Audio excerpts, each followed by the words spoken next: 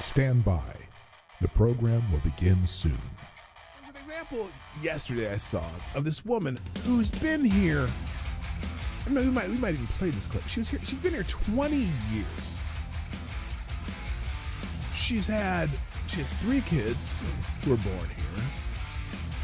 Her kids are because of birthright citizenship, which is another subject that's coming up. And she never bothered to even try to resolve her immigration status. Not in 20 years. She has never tried to resolve her immigration status.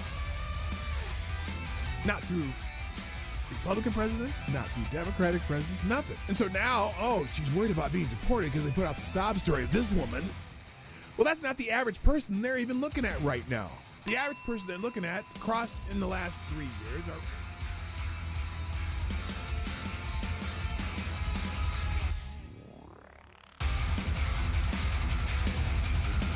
CNN is cutting jobs to embrace the digital future. No, they're cutting jobs because, as I like to say, they suck. CNN is undergoing significant restructuring, planning to lay off about 200 employees, which constitutes approximately 6% of its workforce. This move is part of a broader strategy under CEO Mark Thompson to pivot towards a digital-first approach, focusing on expanding digital subscriptions and reducing costs from traditional TV operations. Wait a minute! Didn't they already try the CNN subscription service, which failed miserably?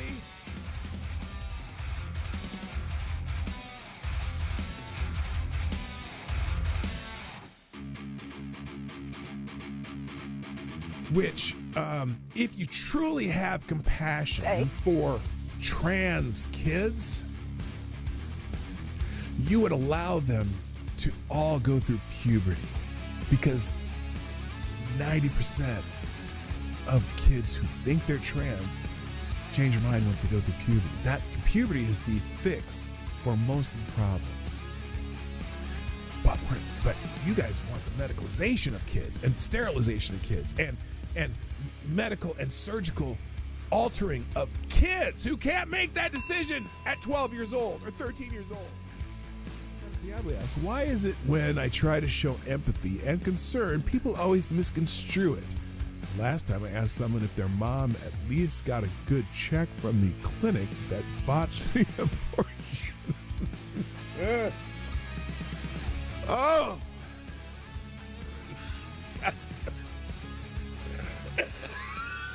Oh, God. Damn it, AD. I think you just need to find a gentleman. Stand by. The program will begin soon.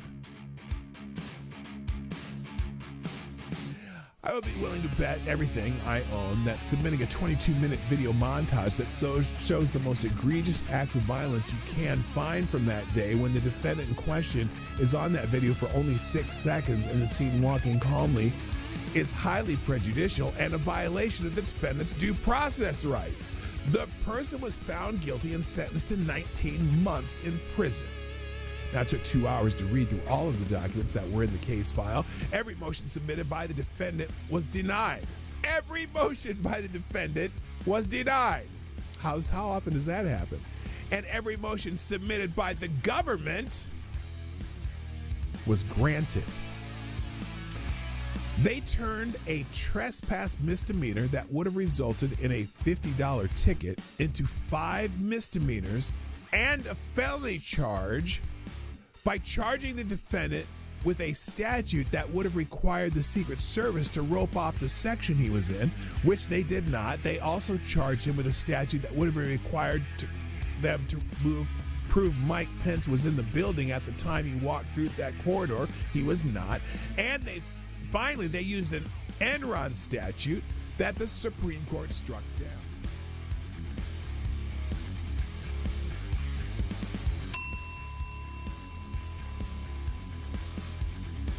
If you accept a pardon, you are admitting guilt. Period.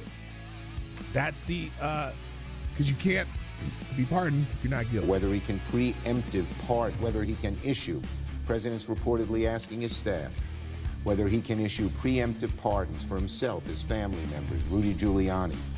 There's a simple answer: no. No, Mr. Oh, President. That you would be a can't? gross abuse Oh, of the presidential it's a pardon authority. gross abuse President- of presidential pardon authority. Well, there you go. You accepted a pardon, Adam Kinzinger. You think you may have committed a crime. Oh, here, Jamie Raskin. Dirty Q-tip. Dirty Q-tip, Jamie Raskin. What else? What did he have to say? Well, the seeking of pardons Yes, is it's only on powerful one side. demonstration of the consciousness of guilt, or Ah, at least the consciousness that you may be in trouble. Jamie And that's Raskin. what's so shocking Did he get a about this. pardon also? Wasn't he on Well, that the committee? seeking of pardons is He was on that committee. I'm curious if you're going to condemn that part. Are you going to condemn that pardon? Joe Biden pardoned a lot of people. Yeah, he should answer for that and explain. Lots of murderers, lots of drug dealers, lots of people who killed people, commuted the sentence of a couple murderers. One drug dealer who people died from taking the drugs that they sold them. Stand by. The program will begin soon.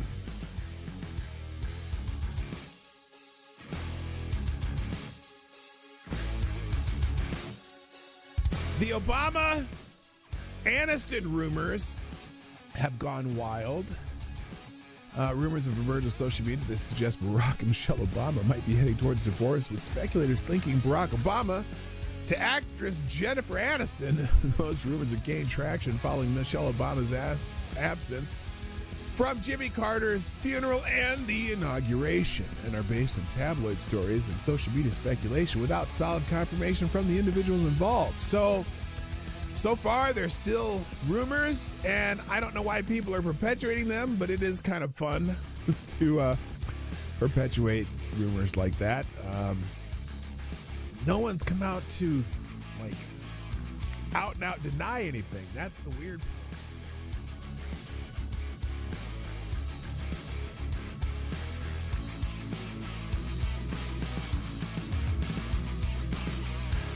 We should just take a deep breath and acknowledge the audacity. The audacity! Of a president who's so clearly The concerned about his own audacity! criminal culpability. Oh my God, his own criminal culpability and his son's business dealings. I know that they're talking about Joe Biden, aren't they? And that of his family members.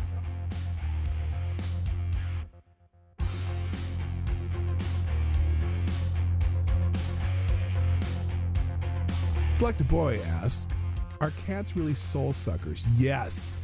Yes. That's why I'm not into cats. Dogs, man. I'm a dog guy. Avocado Stabby, is there an aisle in the grocery store that is less objectionable to have sex in? Where do you come up with this shit? Dude.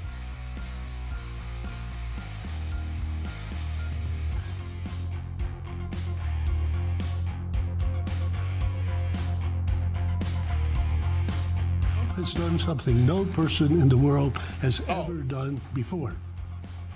A dead man, a dead politician has risen.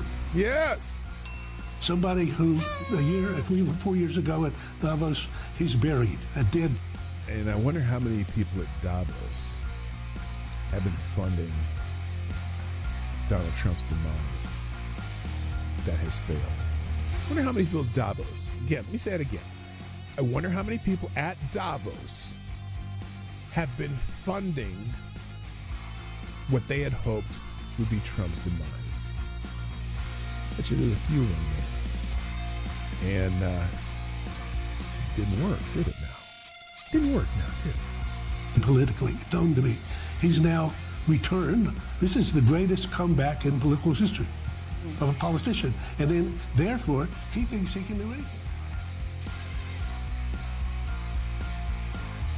Of the show every day on my show, if I put something on the screen or I'm talking about it or it's a topic or an article that I'm presenting in this show, I provide links to every single thing that I've talked about, and even more, the ones I didn't even get to. I drop them in the chat at the end of the show, and also I drop them in the description. So if you want to find these articles, they will be in the links at the end of the show.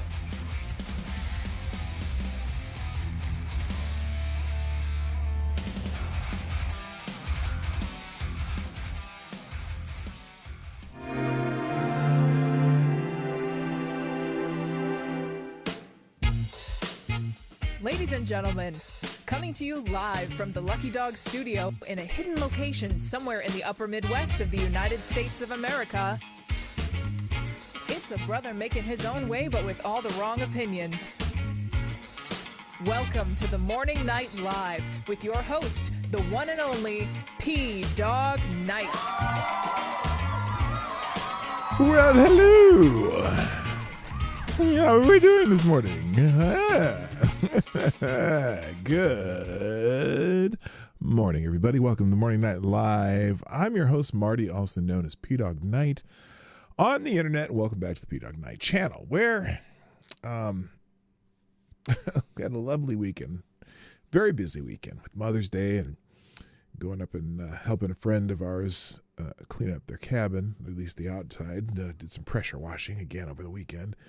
And I had to do a brake job in my truck. I was busy, man. I had so much to do. In fact, so much that I really didn't pay attention to the news at all. And I know, people were talking about this mayor of New Jersey getting arrested. So we'll talk about that a little bit today.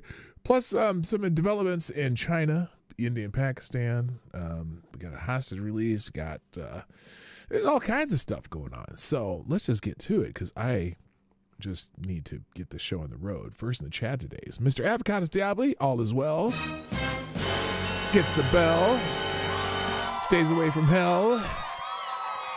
I just can't tell. Anyway, good morning, sir. Also, good morning, Kara Soldier, Mike Savage, Blarg, Resolute Germ, TC's in the house, Select a Boy. It's here early today. Oh, is it still say, what, Free For All Friday? Where are you seeing Free For All Friday? Did I not change the name of the show? Oh, good Lord, I did not, did I? Okay, well, let's fix that. It's not Free For All Friday. Holy crap, how the hell did I do that? I thought I changed that whole top there. Okay, well, let's fix that. Copy, paste. There, show renamed. Did anything else? Okay, I guess I didn't change it. Okay, there. Now the stream's correct. Okay, so it's not Free For All Friday. It's Monday. Happy Monday, by the way. It's Monday, the 12th of May, 2025. 2 weeks before I take 2 weeks off. By the way, program note, I'm taking 2 weeks off. Is it 2 weeks? It might even be more than 2 weeks, because we couldn't, the flight going there and the flight coming back take like 2 days because of layovers and shit.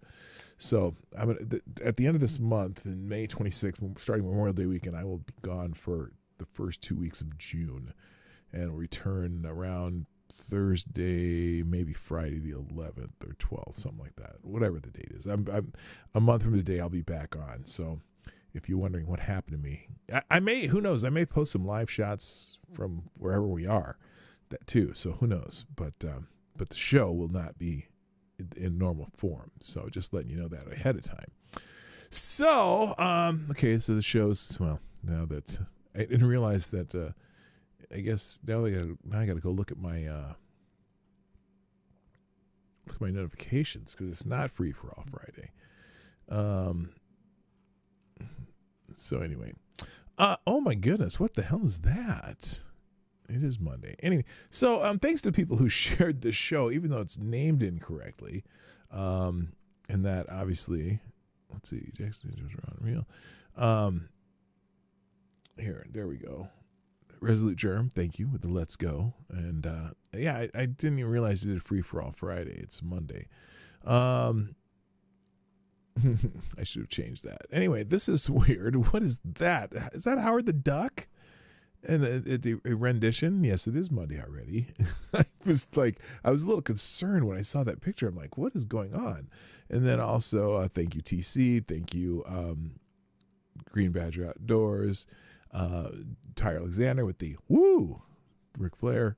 And I guess I need to change that. I wonder if I did it now, if it would show up correctly. I don't know. But it doesn't matter. The show's on. We're here. We're queer. Get used to it. I was going to pin that too, even though it's a wrong name. I wonder if I can edit that still. Let's see if I can edit it. That would be interesting. First, we're going to pin it to my profile. And then we're going to see if I can actually edit this. supposedly you're supposed to be able to edit it within 30 minutes. Doesn't look like I'm able to, though. I wonder if I can do it.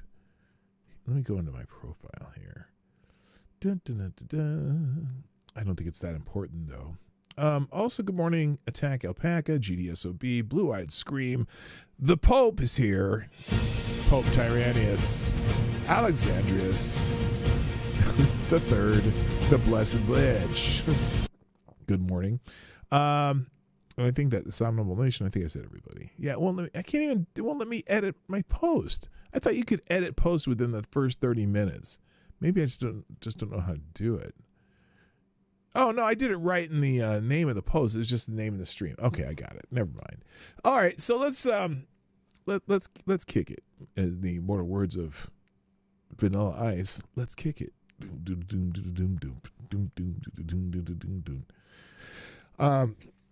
In his original lick. All right. Well, first of all, like I said, it was Mother's Day over the weekend. What is that? Oh, I see. I don't need that. See, now I need to make sure I not put that there. It was Mother's Day over the weekend, and I hope you all. Oh, what did I do?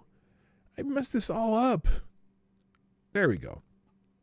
So lots of people out celebrating their mothers, and we had a nice brunch at my house. I made a spinach, tomato, onion, and sausage egg bake. Had some cheese and some green onions too, and it was delicious. And then some lots of bacon, and I made some banana bars, like banana bread bars, but it wasn't really bread because it didn't have flour in it, but it had the consistency of bread because I have this recipe where I can make banana bread with no flour. It's still banana bread. And celebrated Lady Boomer and my daughter, who was a mother twice over, and we had a lovely day. Had one of the grandmas here, and it was just a lovely day. And then later in the day, I had to redo my rear brakes on my truck. Like I said, busy weekend. So I'm looking at the Mother's Day thread. Lots of people posting pictures of them with mom or mom and dad or celebrating the family.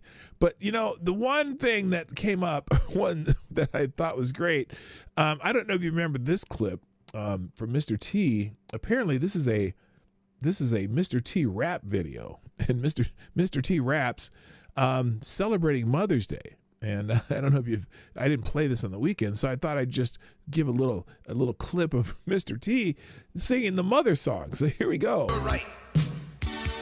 Mother, I always love her. My mother. So treat her right. Yeah. Treat her right. M is for the moan and the miserable groan from the pain that she felt when I was born. O is for the oven I am burning heat where she stood making sure I had something to eat. T is for the time that she stayed up night and took my temperature when I wasn't feeling right. Am jamming.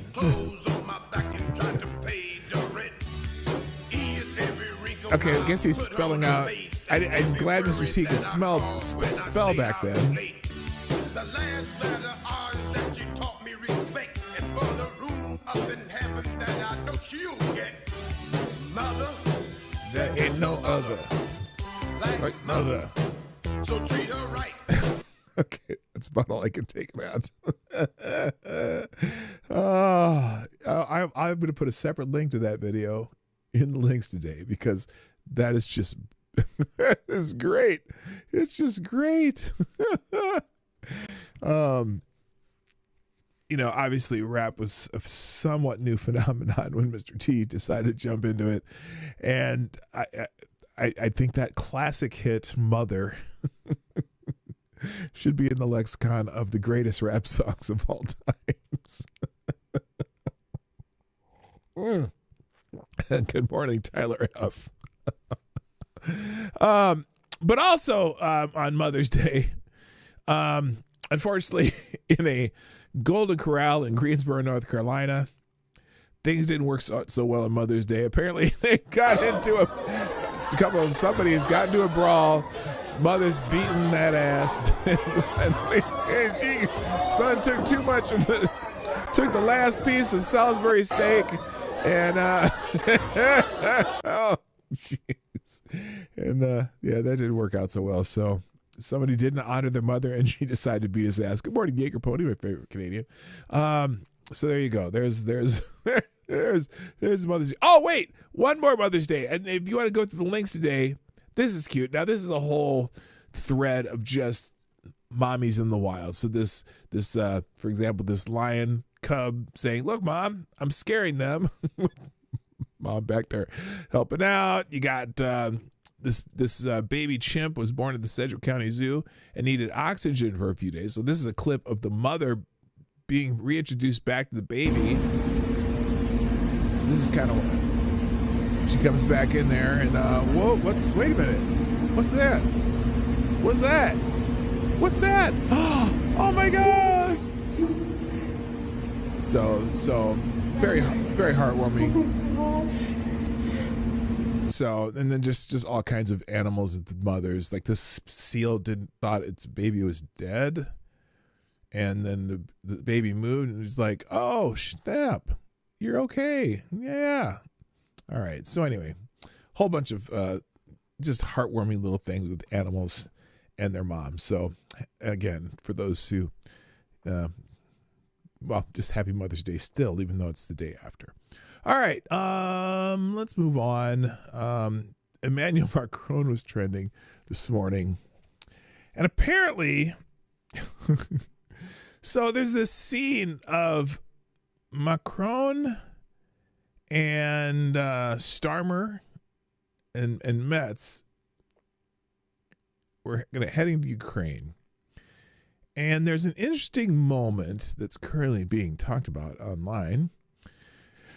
What they hid so quickly. So I'm going to show you the video and I'm going to let you decide if you haven't seen this. I'm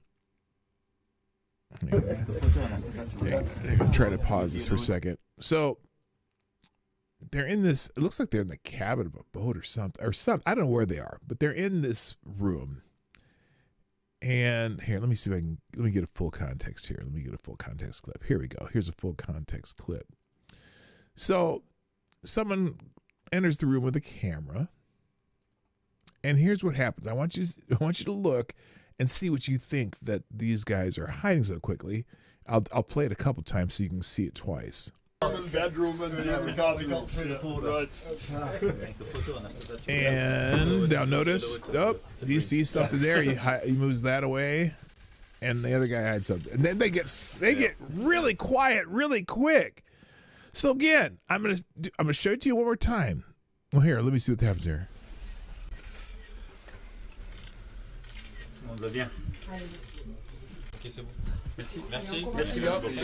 All right, so again, watch this again. Now look at the table. Watch the table near the glasses as these sit down. No, they're all chummy. Then suddenly they get quiet because all three of them get silent at the same time when they move some stuff. Again, here we go. Bedroom and we got through the border. Oh, hide that. Oh, hide that. And they get look how quickly they get quiet. Nobody said anything. Now, the conventional wisdom is the one guy was hiding a Coke spoon, and Macron was hiding the Coke, and yeah. Oh, yeah, no. This is a look of, oh my God, we got busted. Hello, BB Luminous, by the way. And look at it. Oh, and then he turns around and puts it somewhere else. Oh my God. Now, as I'm going through this, so the speculation is, interesting moment, they're buzzing about what Macron and Metz hid so quickly when the reporters entered. About half think that Metz hid a Coke spoon and Macron a bag of powder. Zelensky's white powder, friends, which, Zelensky wasn't there. But, people are saying, look, right here, here's the picture. Right there. Now that it doesn't necessarily look like that there, but then they put this picture of what a Coke spoon might look like. So it's possible. Now, and someone says, oh, look at him, he's flying. On the way back from Kyiv, reporters suddenly entered the room. Mertz hid a spoon for Coke and Macron hid a bag of it. Watch Merchant Macron's hands movement. So lots of people are saying that they think it was coke. So, now there's a X, what do you call it? The X readers notes or whatever, community notes on one of these. Unfortunately, it's in French and there's no translation for it. So, but yeah. And then there's this is a fake video. But that's just a AI video of them dancing around. So anyway, you decide. You decide. Oh my gosh, I'm glad I stopped playing that video now that I see them. They're dancing around and disrobing and playing with their nipples. Anyway, that's a fake video. That is certainly AI. So anyway, yeah, that's something happened. Also, in other news, Eden Alexander. By the way, we'll get to the New Jersey Democrats in the ICE facility. But Eden Alexander, Trump made an announcement that Eden Alexander, one of the hostages in Israel or in Gaza or whatever, has been released. President Donald Trump revealed that Eden Alexander, 21, who is believed to be among the last living American hostages held by Hamas, was released and coming home to his family. The post on Truth Social, Trump expressed gratefulness to all those involved in making Alexander's release happen. Trump added that Alexander's release by Hamas terrorists was a step taken in good faith toward the United States and the efforts of the mediators in order to end the ongoing war between Israel and Hamas. And then they put a copy of his announcement there. So Alexander was a hostage for 536 days? That's crazy. Let's see. Somebody here said on Friday, either the Simchat Torah holiday, they spoke on video chat. He was cute and handsome. What is this about? Oh, no, this is, let's see. He yelled to the Hamas terrorists attacked Israel. Eden was stationed at a small outpost on the Gaza border. Around 6:30 p.m., Yale woke up and immediately sent a message to Eden, and the two spoke on the phone. Yale added that the phone call was the last she heard from Eden. So, and then this is a picture of 583 days. Here's a statement from the family. Today on the Mother's Day, we received the greatest gift imaginable, news that our beautiful son Eden was returning home after 583 days in captivity in Gaza. We express our deep gratitude to President Trump, Steve Witkoff, and the U.S. delegation. So, congratulations to Mr. Alexander finally getting home. Other news, Trump also announced, apparently, now I don't know, I'm not sure about this, but he announced that there's a full and immediate ceasefire between India and Pakistan, that Pakistan-India war that was brewing after a night of steadily escalating hostilities between India and Pakistan, including each side launching attacks on the other's military bases. President Trump announced on Saturday morning that his administration was able to mediate a full and immediate ceasefire in the conflict. After a long night of talks mediated by the United States, I'm pleased to announce that India and Pakistan have agreed to a full and immediate ceasefire, Trump wrote on Truth Social. Congratulations to both countries on using common sense and great intelligence. Thank you for your attention to this matter. Anyway, Pakistani Foreign Minister Ishaq Dar confirmed the ceasefire shortly after Trump's announcement, describing an agreement as a full-fledged ceasefire that went into effect immediately. He said lines of communication between the governments and militaries of India and Pakistan have been opened. Pakistan has always strived for peace and security in the region without compromising its sovereignty and territorial integrity, Dar declared. Indian Foreign Secretary Vikram Misri said that top military officials in India and Pakistan have been in contact and they've agreed that both sides should stop all fighting between military and military action on the land, air, and sea with effect from 1500 Indian Standard Time, 7 o'clock a.m. Eastern Time today. Instructions have been given to both sides to give effort to this understanding. The directors of general military operations will talk again on May 12th at 12, I'm assuming noon. Secretary of State Marco Rubio confirmed the ceasefire and said India and Pakistan have agreed to start talks on a broad set of issues at a neutral site. So that's good news because there's some nuclear shit over there that we don't want flying in the air and causing extra snow coming from the sky. So there you go. Let's see. We got next. We got Qatar. Okay, there's a big kerfluffle right now. Apparently, the country of Qatar has gifted a $400 million Boeing 747 to the United States. Now, a lot of people were saying that they gifted it to Donald Trump personally, which is not what's happening. But anyway, so there's a lot of people bitching about that right now. Joe Walsh, not the good Joe Walsh. So Trump posted, so the fact that the Defense Department is getting a gift free of charge of a 747 aircraft to replace the 40-year-old Air Force One temporarily in a very public and transparent transaction, so bothers the crooked Democrats that they insist we pay top dollar for the plane. Anybody can do that. The Dems are world-class losers. MAGA. That's Trump's response to some of the people bitching about it, to which Joe Walsh says, Trump is who he is. He'd sell our most selective intelligence to our enemies if he could personally profit from it. Of course, Trump will accept the $400 million luxury jetliner from Qatar. Trump is a traitor, but here's what's worse. No Republican will say a thing. None of them will.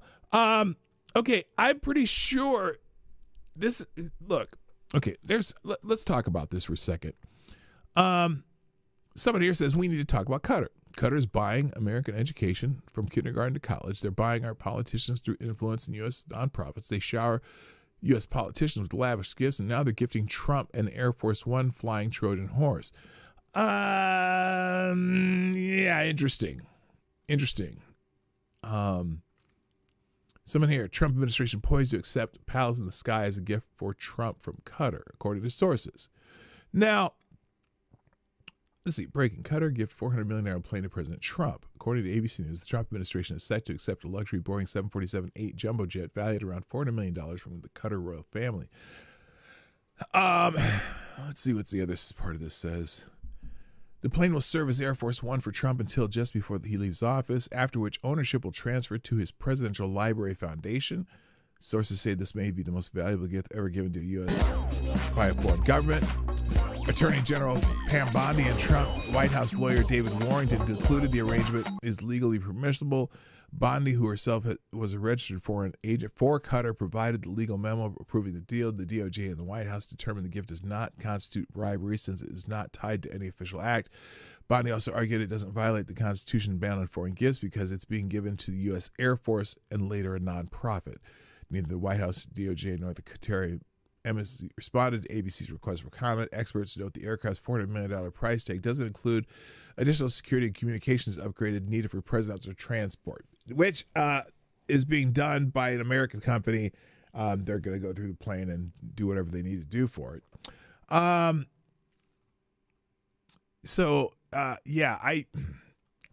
don't even know what to think about it because I haven't heard much about it. Other than Boeing is brought up during this because, for the record, the U.S. government formalized the contract with Boeing for 2 each B747-800s in February of 2018. Now, remember what year it is today.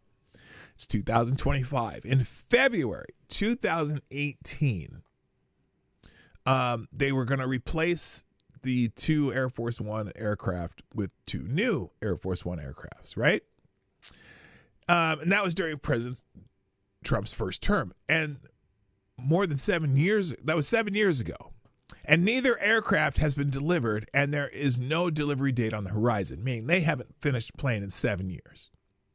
Boeing should be humiliated, and everyone in the C-suite should be fired. And I mean, everyone, with all directors, save 6 for pallbearers, and headquarters should be moved back to Seattle. It's absolutely ridiculous that they haven't been able to deliver a plane 7 years later.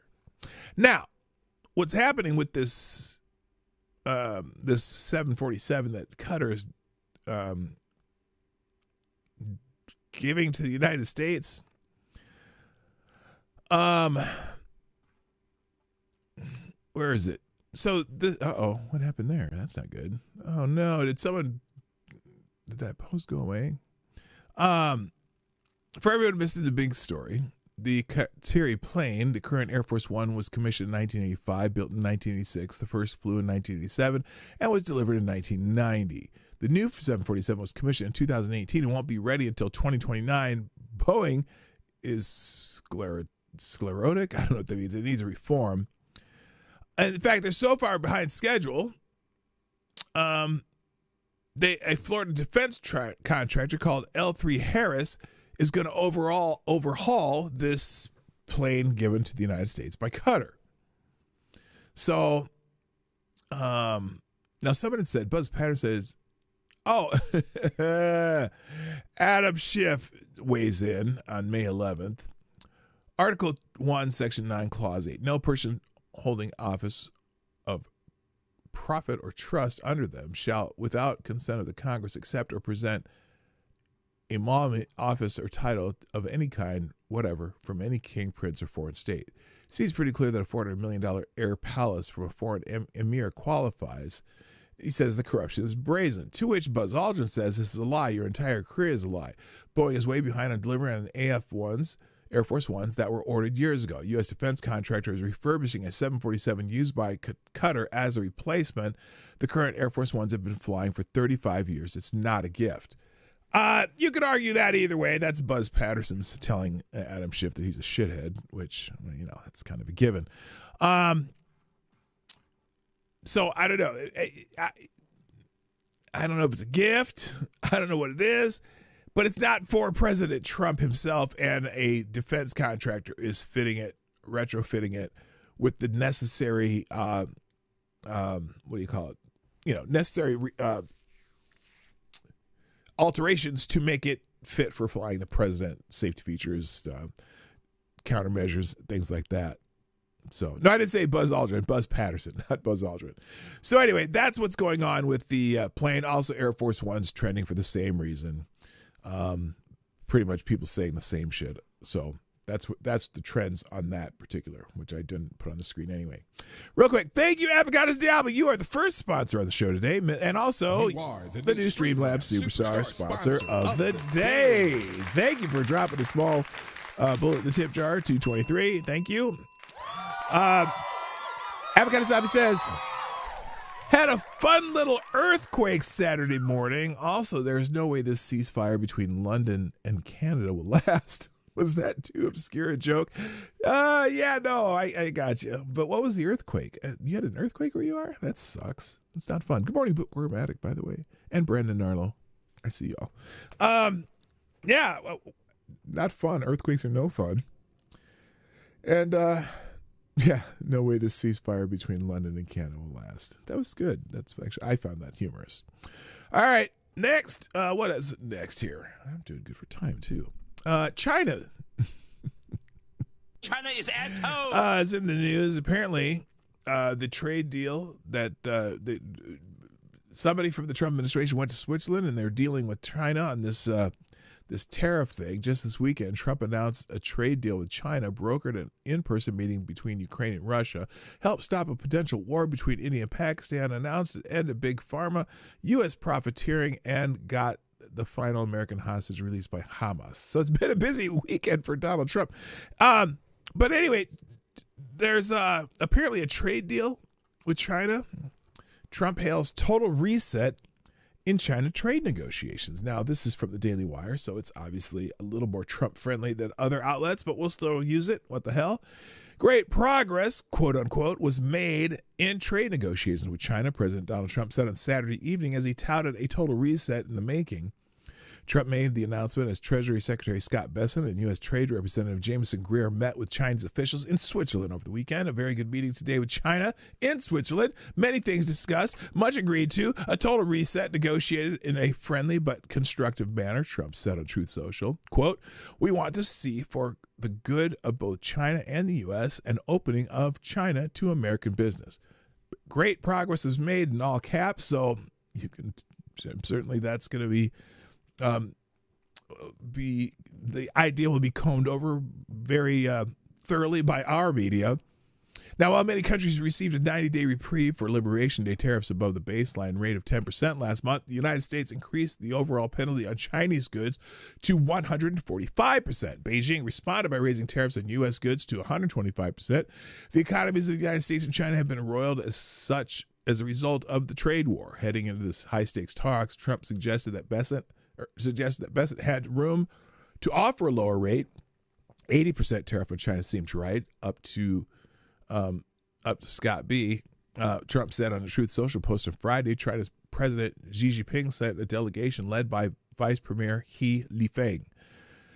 The Wall Street Journal reported that the group includes a Minister of Public Security, Wang Zhejiang, and who is considered the point person in Beijing's recent discussion with Washington over how to address President Trump's concern about China's role in the fentanyl trade. The Trump administration officials have been negotiating on trade with a host of nations over the past several weeks and have signaled progress in talks with the likes of India, South Korea, and Japan. Last week, the White House unveiled a trade deal framework with the United Kingdom that aims to slash tariffs and non-tariff barriers to unlock $5 billion in new export opportunities for U.S. farmers and businesses while retaining a 10% Liberation Day base tariff rate, imposing alternative arrangements for British auto and steel imports to bolster economic and national security. So the negotiators have been busy. We'll see how that helps or hurts or whatever, anybody. And then PJ Media put out this article stating, if you can spot the biggest differences between Biden and Trump China deals. China is asshole. And I would go through it, but I just wanted to show you the picture here. This picture first of Hunter Biden. Oh shoot! Did something go wrong? Is something going on with Twitter? It's not working right. That could be. Anyway, there's a picture of Hunter Biden in the Biden delegation.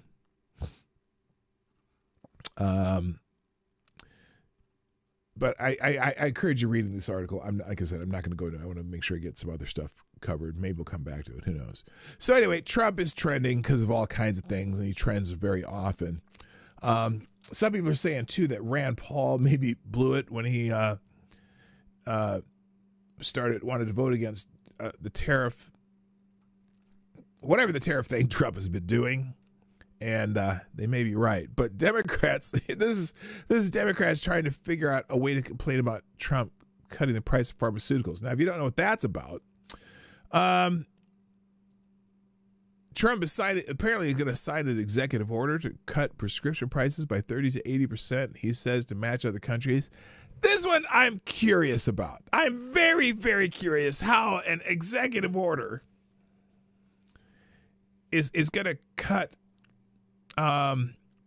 pharmaceutical prices. Now, we were talking about how Medicaid and your insurance companies for drugs that you could get for say $60 are charging your Medicare or your insurance companies $1,300, $1,500, $1,800 per prescription because they can.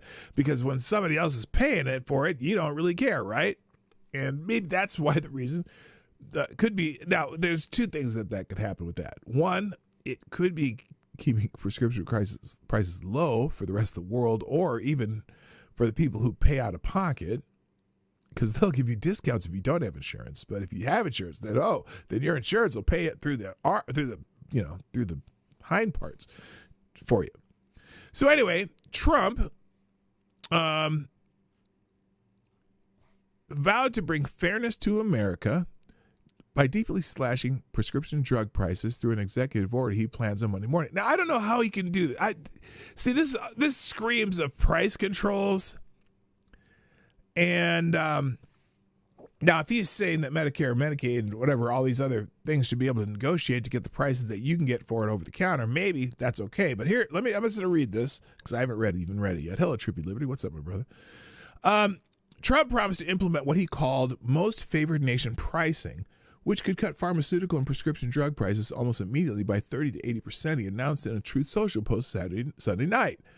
I will be instituting a most favored nations policy whereby the United States will pay the same price as the nation that pays the lowest price anywhere in the world. He added, the U.S. spends $400 billion on prescription drugs every year.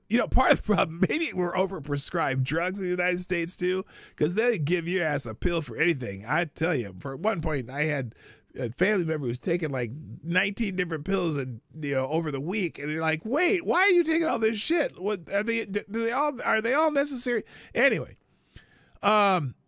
Trump said he wants to get rid of the gap. He did not offer any details in his announcement, which he teased beforehand as one of the most important and impactful truths he's ever posted, but promised to deliver them in his executive order Monday morning. And he made this big Truth Social post. I'm not going to read it. I just always wonder, is he doing that Democrat price control thing? Or are they just going to demand that Medicare and all the other third-party buyers of prescription drugs get charged like a normal person would? You know, the pharmaceutical companies are the most profitable, industry probably on earth. Now, the other reason Big Pharma, I think, was trending, though, because some people were highlighting how a lot of Democrats are the biggest receivers of Big Pharma money. For example, Elizabeth Warren received her $10 million from Big Pharma, ranks number 3 in profiting from COVID. Anyone being paid by drug companies has no place on the committee regarding America's health. Okay. Raphael Warnock ranked number 2 in receiving money from Big Pharma. They got lists of people who receive a lot of money from Big Pharma. I'm wondering, though, now they're only mentioning the Democrats here. I also like to know which Republicans are the ones who get a lot of money from the pharmaceutical industry. And this is kind of weird. Hey, Bernie Sanders, now that Big Pharma is losing 30 to 80% of their revenue from prescription drugs and pharmaceuticals, who's going to bankroll your campaign? Well, I don't think the industry necessarily bankrolls this campaign, but certainly people who work in that industry kind of do, right? If they sell for cheaper prices in another country, America should get the same deal, or else pharma CEOs will go for helicopter ride. Yeah, no, I agree. I think that they should be charging us the same price that they charge in any other country. And in fact, like I said, we saw those videos I had last week, where Medicaid will pay $2,300 for a prescription that costs $65 if you pay for it out of pocket. Why? Because it's a third-party provider, and they don't care how much they charge Medicare for shit. And so it's a crazy deal, and that's why they're so they're so profitable, because they can get away with it, and because the politicians, especially the ones who get money from them, are going to look the other way. Another problem that we have with pharmaceuticals, it has nothing to do with what I was talking about, but the fact that a lot of our pharmaceutical products are made in other countries, especially China. China is asshole. So that's concerning too. So, all right, main topic today. The mayor of Newark, New Jersey, has been arrested over the weekend, and along with a couple Congress critters, got in trouble. So apparently, a mayor stormed a federal facility where criminals are being held in violation of federal law. And if that's not bad enough, on top of it, you have lunatic protesters protesting his arrest, and the New Jersey Attorney General calling what he did a peaceful protest. We've crossed the Rubicon. Elected Democrats are completely lost their mind, and they have descended into anarchy, chaos, and public stupidity. This mayor has made an example has to be made an example of, so that the lunatics don't follow his footsteps. So here's the announcement from I don't remember Habas's first name. The mayor of Newark, Ras Baraka, committed trespass and ignored multiple warnings from Homeland Security investigations to remove himself from the ICE detention center in Newark, New Jersey this afternoon. He has willingly chosen to disregard the law. That will not stand in this state. He has been taken into custody. No one is above the law, which is, the Democrats' theme over the last several years has been no one is above the law, right? So we're going to take a look at what happened here. What had happened was, and also Representative LaMonica McIver too. She's a Democrat from New Jersey also. Yesterday, news broke that a passel of Democrats, 3 Congress critters, and the Newark mayor went all insurrection-y and shit, insurrection, and tried to storm the Newark ICE facility. Newark's mayor was arrested, but as of this writing, the Congress critters involved, Representative Bonnie Watson Coleman, Democrat from New Jersey, Rob Menendez, Democrat from New Jersey, and LaMonica McIver, I think she might be French or something, were still free. However, a new video has emerged that makes it look as if federal prosecutors might at least want to think about investigating McIver, who really seemed to have gotten into the swing of things, grabbing at body slamming. Okay, when I hear the words body slamming, I think of Hulk Hogan and, Andre the Giant, or, not that type of body slamming. But anyway, and verbally abusing ICE agents. And that's just my take, of course. I'm not actually accusing her of anything. You can reach your own conclusions by watching the body cam video. So here's video. This is of the Congresswoman. Let's see. Here's the clip. Let's see. It's a supercut, so it's several clips pieced together, like of repeating what you see. Tell me what you think of this. Oh, Elena Haba. Yeah, Haba. Did you see GDSOB? I caught that. And good morning, Reaction, Puerto Rico. So here it is. Oh, this is... Now, she had pushed him, the police officer. Hang on. This is not even the good one. There's a better one than this. Where is it?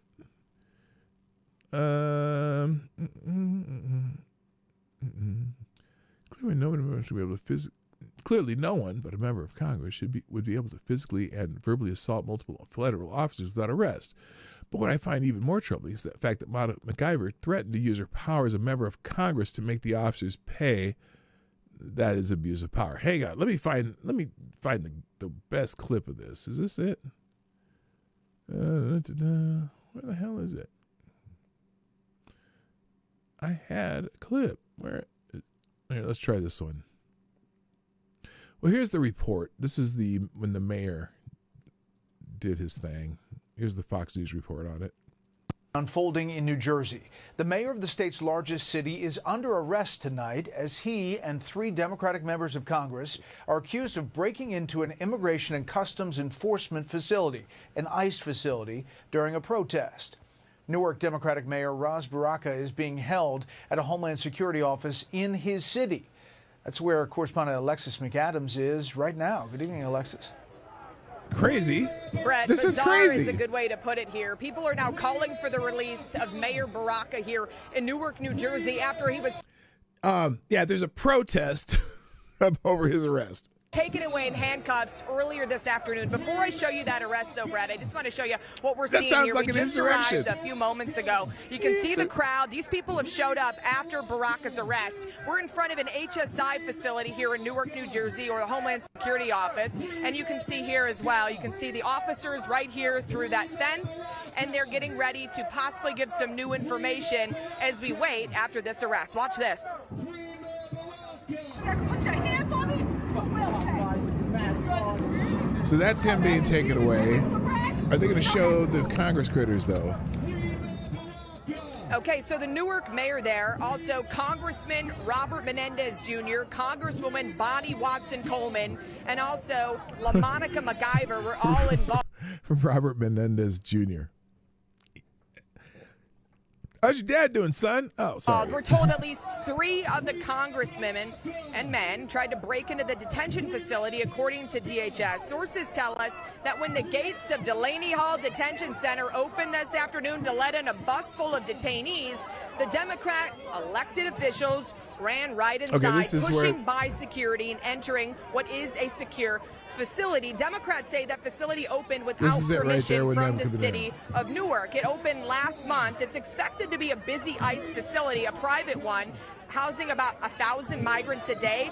The officials wanted to go inside, so they decided they just take matters into their own hands. Why did they want to go inside, Brett? I'm told it was because they wanted to make sure the migrants were okay and were, quote, being fed. DHS says these are criminals that are being taken off the street for a reason. MS-13 gang members and also migrants held on now, murder. You see the LaMonica in the red jacket. Rape and drug trafficking charges are inside. There's several pictures back of out here her. live. I just want to again give you a quick look here. So anyway, you get the idea. I wanted to show you the video of. Let's see. Where's the one of LaMonica? Oh, this is it right here. Okay, so this is a minute of this scuffle here. So there's the mayor, him getting arrested because he just pushed his way through, and it's a secure facility, and they arrested him.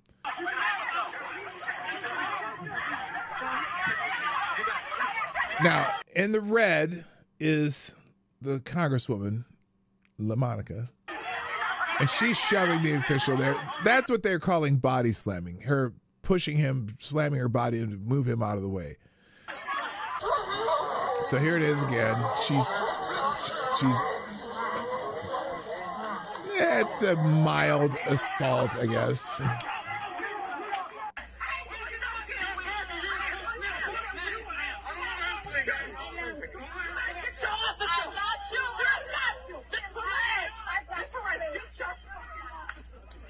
She seems nice.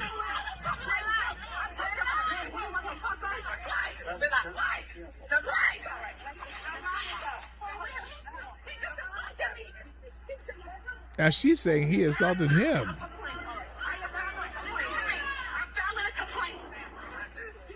I'm going to call your manager. Now she threatened as a she's threatening as a congresswoman too. You will pay. You how you dare put your hands on a congressperson. So yeah, the shrieking is unbearable. You're right. It's belly slamming. Yeah. So anyway, hello. What up, Zach Osborne? How you doing, Anna Lynn? So anyway, that's the kerfluffle between the mayor and the Congress people. Here's another one just in Newark, New Jersey. Mayor Ras Baraka has been arrested for allegedly storming an ICE detention facility. Good. The incident was confirmed by the interim U.S. Attorney for the District of New Jersey, Alina Habba, on X. And then the same statement there. And then here's the video from, now this is a different angle.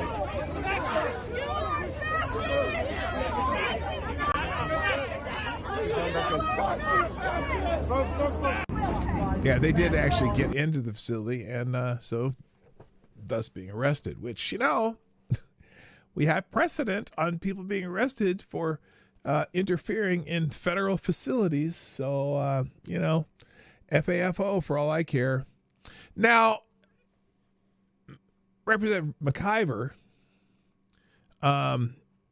adamantly denies at least the body slamming part. Now, again, body slamming is a different meaning here than in professional wrestling. Okay, so let's not get that twisted. But here we go. Here's the Congresswoman on This Is CNN. Hi, Lunatic. Congresswoman McIver, I want to go back to some of the footage. We were looking at some, and I want our viewers to see that you are assaulted the woman an in officer? the red blazer. As assaulted we show an them. officer? Now they're not going to show the part where DHS she assaulted the officer. I bet they don't. I haven't. I watched this clip. I listened to it. I didn't watch it necessarily, but let's see if they showed the footage of her shoving the officer with her forearms and body. Says that obviously that there were chaos, that maybe you were trespassing. You can talk about that, but the DHS also says that, in their words, you were right body here, slamming an there, ICE officer. There. She's shoving him. Is that what we're looking at? She's Is that what definitely happened? shoving him. But the definition of body slamming is questionable. I honestly do not know how to body slam anyone. There's no video that supports me body slamming anyone. We, as Congresswoman Bonnie Watson Coleman said, we were simply there to do our job. Therefore, oversight visit and what you're watching in a video, and we don't have all of the body cam, and we hope that all of the body cam is released. It was a very tense situation. It unfortunately did not have to be like that. They created that confrontation. Wait a minute. They created the confrontation by you trying to force your way into the ICE facility. Make that make sense. They created that chaos, and then ultimately went to arrest the mayor of the largest city of New Jersey, who is my mayor. Who is not above the law. Oh, wait. And my constituent. And it was very difficult to watch that happen. But absolutely, I did not body slam anyone. He forced himself into a facility? Congressman Menendez, as we saw there was a lot of shoving, a lot of shouting going on. So the shoving, and I think that's what they mean by body slamming, the shoving. Physical.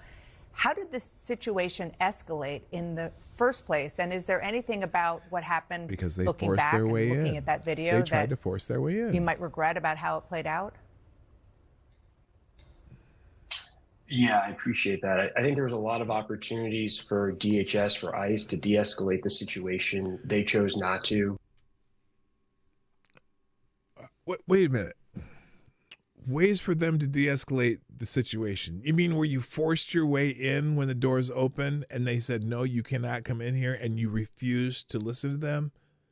Who else had the obligation to de-escalate the situation? Oh, the Congress peoples. Do you say what you were doing, what MacGyver was doing, was de-escalating the situation? Come on, man. There's 3 House members there, the mayor of the largest city. And as you can see in all And so do you have right to access the facility at your will? What does that mean?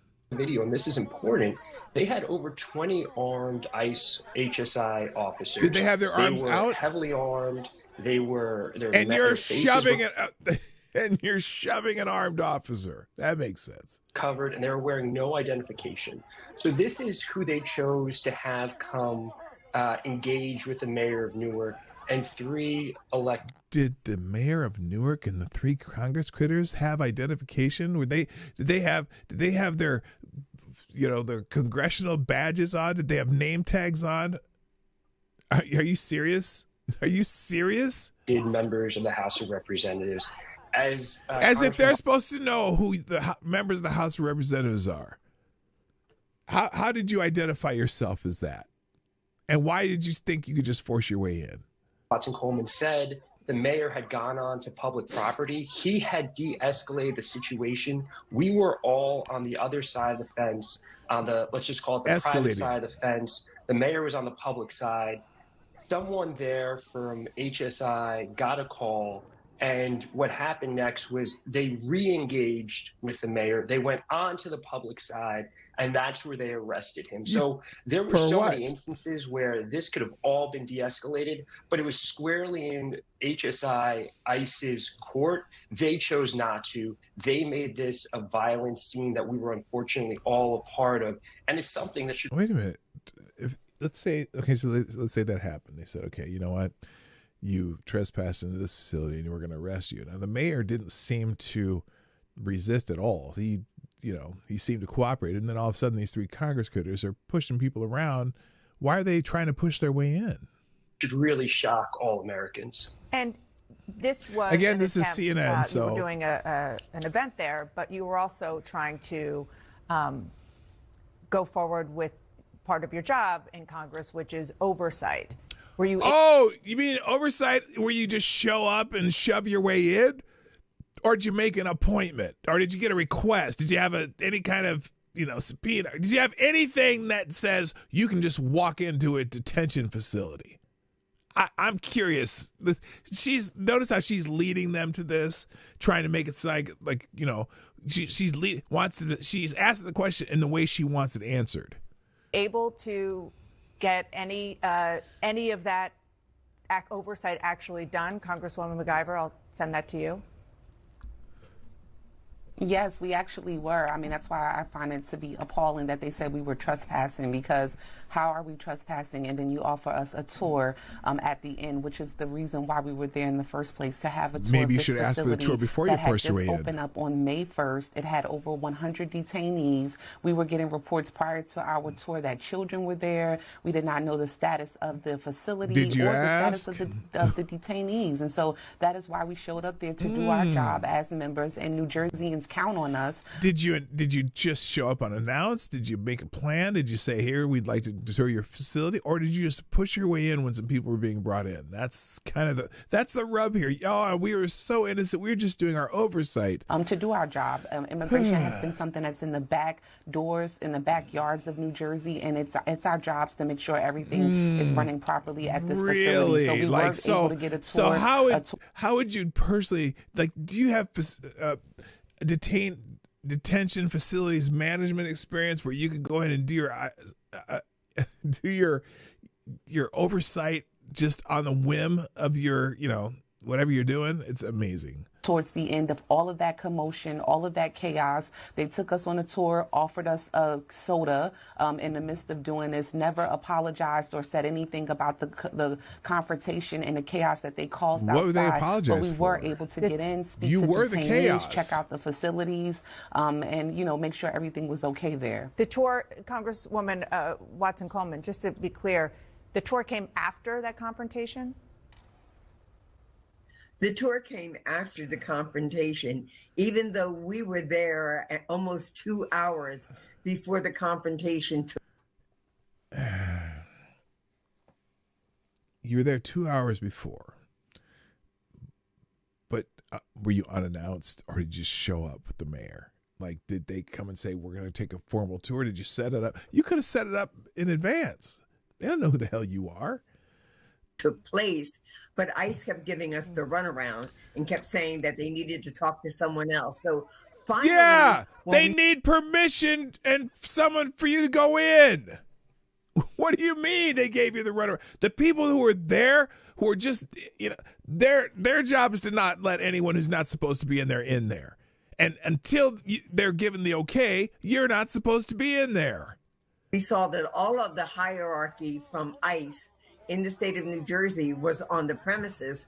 We were ready to then do the tour, but then this ensued, this conversation they had with the mayor. We were right there on the site with him when they asked him to get off of the property. He willingly moved, quietly moved with dignity and respect, and then chaos ensued when someone on the phone above the leaders of ICE who were with us at the facility had him arrested because you can't just breach an ICE facility without permission. No one is above the law. Insurrection. Instructed them to go out of the facility, go to the private property, and lock the mayor of the largest city in the state of New Jersey up. I don't care. So they make a big deal about they locked up the mayor of the largest city in the city of New Jersey, largest city of New Jersey. So if, let's say, the mayor of the largest city of New Jersey came there with a gun and shot one of the ICE officers in the head, would that matter? I'm just going to go with the scope of the law. Is the scope of the law that important? It's just, they tried to do a gotcha. It's this reaction Puerto Rico. They tried to do a gotcha and had to say that the facility was up to standards and the detainees were well fed. Right. Yeah. Oh, thank you, Avocado Stabby, too, who says, quote, or Avocado Stabby, another small bullet, says, we got information they were withholding the really good wine and selling watered down slop. So we needed to break in and drink it all in order to do some oversight. Nancy Pelosi on her power of oversight. Yeah. Oh, I see. That's a Nancy Pelosi quote. Excuse me. And Pope Tyre, thank you for sponsoring the show, by the way. Pope Tyre at 2:30. Oversight isn't just appearing unannounced in a large group of screaming humans or sneaking in while they are bringing in the illegals. This isn't an oversight. This is protest, and all three should offer their scalps as compensation. Fuck them all. Okay, there you go, Tyre. Thank you. All right. All right, let's see what the rest of you says. That's un-American. That's scary. That's determination. Wait, what? Wait, whoa. What did she say is un-American? Come on. Go out of the facility, go to the private property, and lock the mayor of the largest city in the state Nobody of cares. New Jersey up. Nobody cares what mayor is of. That's absurd. That's un-American. So That's you want him to be above the law? That's what you're asking. scary. That's determination to intimidate people in this country From breaking into and ICE we facilities. Fear for the safety and security of everyday families just trying to go about their lives. If they It has nothing do to do with this to 3 federally elected officials with the Who, authority with no with no prior arrangement, trying to force your way in, do their job, and that's not doing your job. That's not how you do your job. That's not how you do oversight. You don't show up and just demand that you can be enter a detention facility.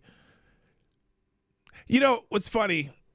I recall, I don't know how long ago it was, but Rand Paul and what's the crazy lady from Georgia?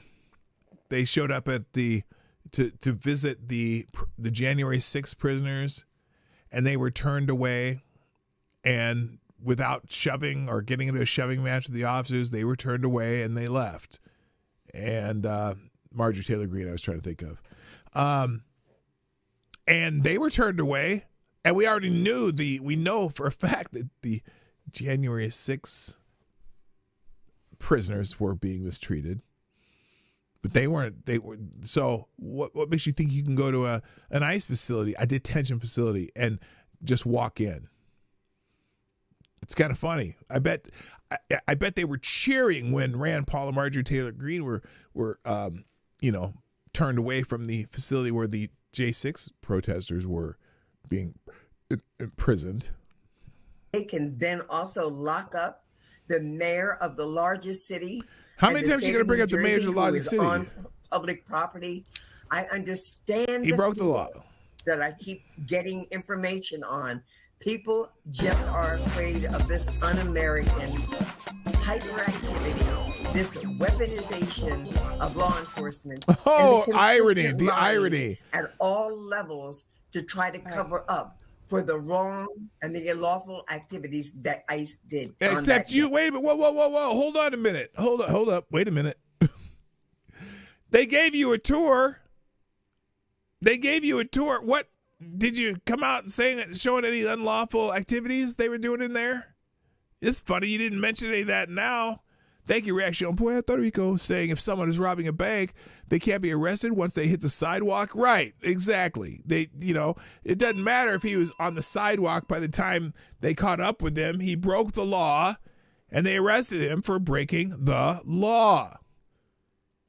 A lot of you don't want to be arrested? In the immortal words of James Carey, don't break the law, asshole.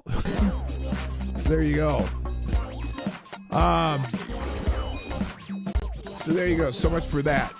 All right. Thank you, Avocados Daily. Another small bullet in the tip jar says, this has nothing to do with oversight. We know this because the mayor of Newark has zero power of oversight of a federal facility. Exactly.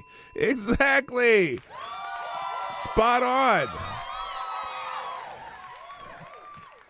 No, it's some New Jersey Democrats grandstanding. That's what it is. So, all right. Now, by the way, speaking of which, this ICE facility that they decided they wanted to enter on a moment's notice.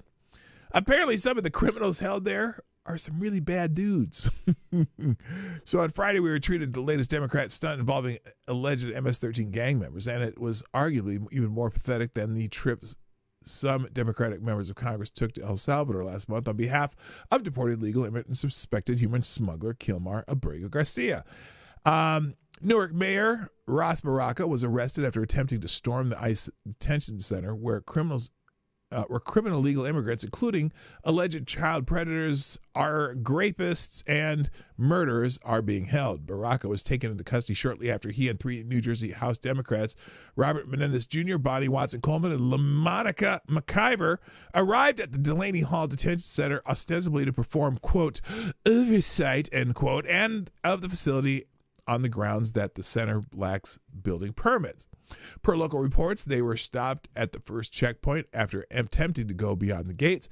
Baraka then allegedly tried to get in through a side entrance, which caused things to escalate bigly with federal authorities before Baraka was eventually arrested. But as McIver was claiming without evidence in interviews that she had with her fellow members of Congress, that they were roughed up by ICE agents during the incident, the Department of Homeland Security was introducing Americans to the rap sheets of some of the detainees whom these Democrats were standing up to defend. They wrote today, as a bus of detainees was entering the security gate of Delaney Hall Detention Center, a group of protesters, including 2 members of Congress, stormed the gate and broke into the detention facility. The allegations by Newark politicians that Delaney does not have the proper permitting is false. Meet who the New Jersey's lawmakers are fighting for. And then they gave a list of people who they arrested. I think there's a couple examples here. Chinchilla Caballero is an ICE custody pending removal proceedings. Caballero is a positive match to numerous texts looked out and is a known active member of MS-13. Ramos Marin is wanted in Brazil for homicide and has an Interpol red notice.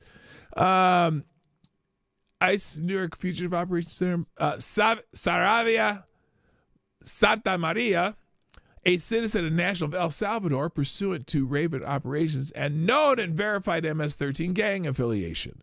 Estevez Bello, 23-year-old citizen of Dominican Republic. Estevez has multiple felony convictions for possession of a controlled and dangerous substance, drug trafficking, assisting arrest, and possession of a weapon for unlawful purposes. So there's a whole list of them. Maximo Nunez, a 58-year-old citizen of the Dominican Republic. Nunez has felony arrest for possession of controlled dangerous substances, obstruct administration of law, aggravated unlicensed driving, assault with a deadly weapon with intent. Okay, just all kinds of. They have rap sheets, so they are not housing the good guys there. So, and their due process is due process in a way that illegal. Oh, by the way, so there's a lot been made about the fact that, or not the fact, a lot of people screaming about due process. And according to our laws, due process does not mean that you get a trial with a jury and whatever. Due process means that you have to use the proper procedures for deporting people. Well, and so people are making a big deal of how in the, in the Constitution it says all persons should get due process. But all due process is not the same. Not all due process is the same. And so there's a little bit different due process for people who cross our borders illegally than there is for someone who, shoplifts at 7-Eleven. So, and there have been laws written specifically for expedited deportation because the people expedited their way into the country. So we'll just leave it at that. All right, I have a handful of articles left that I have open just for the heck of it, and in case I ran out of stuff. Hello, Cashapp. Good morning, Kirsten. How are you doing? So let's start with this one. Apparently, in California, of course, in just 2 years, a former Southern California educator has taken a steep fall from Teacher of the Year to a 30 years to life prison term for sexually abusing 2 of her 6th grade students. Oh my God, another teacher. A Chula Vista Superior Court judge in San Diego County Friday sentenced Jacqueline Ma, 36, to a prison term after she pleaded guilty in February to 2 counts of forcible lewd acts on a child. Wait a minute, she forced them? 1 count of lewd acts on a child and 1 count of possessing child sexual abuse material. Oh, good Lord. Oh, good Lord. Only 2 years ago, Ma was being featured on local television explaining how she connects with distracted students. Well, that'll get their attention. On Friday, she was on TV again, this time addressing the court. Here, let's see. How long is this video? It was a dramatic day in the South Bay here we courtroom as go. a former National City teacher confessed to her crimes. Jacqueline Ma was once named Teacher of the Year Teacher of before the it was Year! discovered she was committing sex crimes against 2 young boys. Our Tony Shin joins us live in Chula Vista, where the former teacher was just sentenced to prison. I know that there's a couple ladies in the house, right? And I don't get it. I don't get 12-year-old boys. Is that, I mean, I don't get it. Why? Tony. Yeah, Phil and Christina, it was incredibly emotional inside that Yeah, I'm sure it was courtroom because emotional. we heard directly from I bet the Jackie parents were like very emotional. Get bitch out of here. Ma, as she tearfully apologized for preying on 2 young students. I am speaking today because I am guilty of my crimes. As a former Teacher of the Year. I am deeply ashamed of my 30 actions. years. Jacqueline Ma Dang, wept I'm almost look, I'm not a big prison person, but she got 30 years to life. That's a sentence a man would get. What did she do to these boys? Forcibly, huh? She read her long apology in court. I have violated my original commitment to be the kind of teacher all parents hope their child would have. She confessed to her crimes against 2 young boys, deeply regretting the pain and suffering she caused at Lincoln Acres Elementary School in National City, come on, where man. she was a teacher. I ripped away their childhoods. Forcibly. Instead of following the path of what a teacher should be, I let my selfishness override the boys' best interests. In 2022, Ma was recognized as one of San Diego County's Teachers of the Year. But in the spring of 2023, the mother of a 12-year-old boy found sexually explicit messages between her son and Ma, including one where Ma told the boy she was in love with him. After the mother... it's very challenging to listen to this article, this report, because her name is Ma, and I just think, wait a minute, the boys had sex with Ma? No, God, no. Reported it to police. Investigators discovered that Ma had not only been buying gifts for the boy, she was also having a sexual relationship with him. Police later found evidence that Ma also groomed an 11-year-old boy years earlier. An 11-year-old, but it ended come on! when she took off her shirt in front of him inside a classroom. Prosecutors say he left that classroom out of fear. I just pray. Oh, Lord. For an extra hand of protection and strength to all of those I hurt. You need Jesus. I'm so sorry. The victim's family members did not speak during the sentencing. The mother of John Doe. But the prosecutor relayed their feelings about the crimes against the 2 children. Finding out that they were abused by someone whom they trusted with their children and to care for their children was incredibly devastating to both mothers and both families. But 30 years to life, that's a man said, look, a rare case of equal justice, I guess.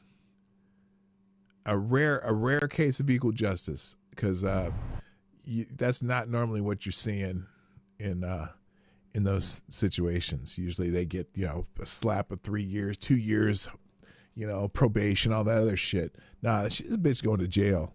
Now, someone said she might only be in there 6 years. Well, whatever. If she's eligible for parole, I don't care.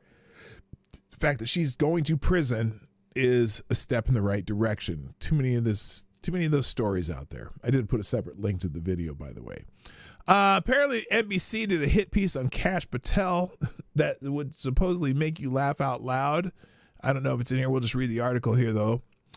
FBI Director Kash Patel testified before the House and Senate this week, so it hardly seems shocking that the legacy media decided it was a good time to publish a hit piece on him. But the piece is so pathetic and predictable after nearly 80 days of desperately searching for dirt. The best they could come up with was that he runs meetings differently than the bureau chiefs before him. What? Apparently the big scandal is that he's getting briefed twice a week instead of every morning and isn't wasting time on weekly Zoom call with field officers.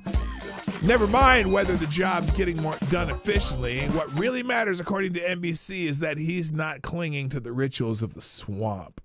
Thank you, Avocado Stabby. Small bullet tip jar. I'll get back to that. For an 11-year-old boy to run out of the room in fear of a woman showing him her tits, they must be horribly deformed. Oh, yeah. Or he's gay. I don't know. Anyway, so yeah, they decided that because he doesn't run meetings all the time like other FBI directors, it's wrong. Quote, here's from the article in NBC News. Patel has also stopped holding the weekly Wednesday afternoon video teleconference with the FBI leaders, one current and one former FBI official said. Patel's approach to his new job raised concerns that he is not taking the position seriously enough. A dozen current and former DOJ and FBI officials told NBC News. Oh, you mean the Democrats in the FBI that, are going to do that shit? Hello, Willie. Patel's approach to his new job has raised, officials who worked on the morning director's briefings were told that the schedule was changed because Patel sometimes failed to arrive on time. Said two current and two former FBI and Justice Department officials familiar with the matter. So the sources, of course, are familiar with the matter and wishing not to be identified. Let's be real. When the media is nitpicking a guy's meeting schedule, it's a dead giveaway they've run out of legitimate criticisms after years of the FBI and Justice Department being weaponized against Trump and his allies. This is the best they got. Of course, the article essentially debunked itself by burying a key detail in the article. I'm going to put a link to the article here. They'll just open that separate tab. Ben Williamson, an FBI spokesman, confirmed the reduction in 8:30 a.m. directors' briefings, but denied that Patel had arrived late at morning meetings. He said Patel still attends 5 morning meetings each week, including 3 that are smaller than the director's brief. This change was based on feedback from people in the Bureau, not the director's schedule or attendance, Williamson said. He is still has 5 morning meetings per week. These meetings are critical to keeping America safe. Williamson declined to comment on whether the 6 trips cited by NBC News involved work activities and said the new director is abiding by all FBI ethics rules. The FBI does not comment on travel arrangements for security purposes, he said. All ethical guidelines are followed rigorously, blah, blah, blah, blah, blah. So even they're bitching about him not having one type of meeting, even though he has 5 other meetings every week. Yeah, they're just nitpicking. They needed something to go, oh, look at that. He's not doing his job. All right, I got to be out of here, but here's here's the NBC News article itself. If you want to read it, the whole thing, kind of funny. Ruben Gallego, boasting about using the filibuster to block Trump's agenda. Remember about a year ago when Gallego wanted to abolish the filibuster? Democratic Arizona Senator Ruben Gallego reassured a crowd of left-wing voters at a Pennsylvania Democratic Party-sponsored town hall Saturday afternoon that Senate Democrats are using the filibuster to block GOP legislation wherever possible. Gallego, who is viewed as a rising star of the Democratic Party due to winning a competitive race in a state President Donald Trump won last November, traveled to another crucial battleground state with a message of broadening the party's tent in order to win back power in Washington. He boasted about using the filibuster to tank GOP legislation. When asked by an attendee what Senate Democrats had in their toolkit to fight Trump and congressional Republicans. Well, okay, it's funny though, because Gallegos' apparent embrace of the filibuster to block Trump's back legislation is a stark departure for the Arizona Democrat, who used his support for eliminating the Senate procedural tool as a wedge issue against his predecessor, Democrat turned independent Arizona Senator Kristen Sinema. So he wanted to get rid of it before, but now that he's in the minority, he wants to keep it. And that's why we have the Senate filibuster, because we don't want 51% majority to be able to vote on everything into whatever existence. We're not a democracy. We're a representative republic, and we don't want just 51% to do anything because, again, democracy is 3 wolves and a sheep deciding what's for dinner. All right. The other articles I have open, PJ Media. Did Jasmine Crockett reveal whom the Democratic establishment has chosen as its 2028 nominee? She went on one of these little rants talking about Democrats are looking for the safest white boy for president. Is this? It is this fear that the people within the party, within the primary system, will have about voting for a woman, because every time we voted for a woman, we've lost so far. And I think that that's a natural fear because we just want to win.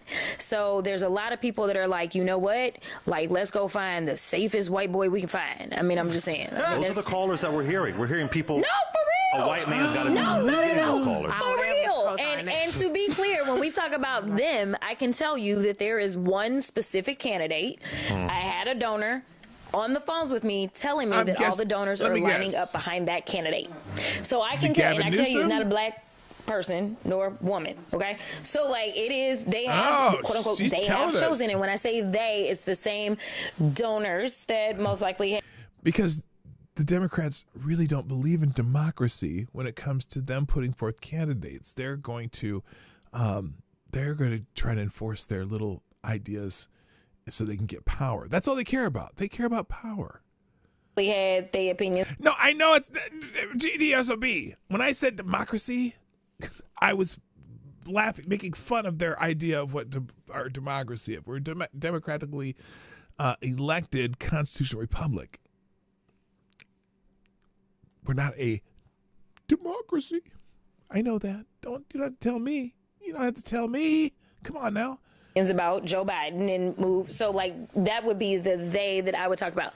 Here is what I want people to understand. What do you want us to understand? How long is this clip? Absolutely agree with Malcolm when he talks about not ceding your power. At the end of the day, don't give up your power. People fail to recognize how unique Trump is. They continue to say, well, he's awesome. All right, I'm not going to read. I just wanted to hear her say the safest white boy because, Jasmine being Jasmine. All right. There's a couple other things in the links today, but I don't have time. So what we're going to do is let me drop all this stuff in the chat and get the hell out of here. Just a reminder, in 2 weeks, I'm going to have 2 weeks off, although we'll do some live shots from wherever we are in the world, just for the fun of it. But that's it for today, guys. If you have any news clips you want me to see or any videos you want me to show, what the hell's going on here? Why is this not working? Oh, there it goes. All right. Yeah, send me clips if you want to, because Wednesday and Thursday we're gonna do clips more as a regular thing, which people seem to like. So we'll keep doing that. And or if you have any articles that you think I need my attention, I'll be happy to check them out. So send me stuff on X at PDawgKnight or PDawgKnight@gmail.com. You can send me stuff. I got to check that email more often. But here are today's links in the chat. If I could spell. There we go. And that's it. I got to go. Thank you for being here. My name is PDawgKnight, and I am out of here. Later, Gators. Hey, this is PDawgKnight, and thanks for watching today on the PDawgKnight channel. If you have an observation or remark you'd like to make about this video or my channel, I absolutely welcome you to write it in the comment section down below. I really look forward to hearing from you. And before you go, if you like what you saw but you're not already subscribed, please make sure you hit the subscribe button and definitely click that bell that pops up afterwards so you'll be notified when I post new videos or when we go live. I broadcast my live show, The Morning Night Live, Monday through Friday at 10 o'clock Eastern, 9 o'clock Central. A special thank you to all the supporters of this channel who share our videos on social media and who make donations through Streamlabs, YouTube, Venmo, and Cashapp, which are all linked in the description down below. Thanks again, and until next time, I'm PDawgKnight, and I'm out of here.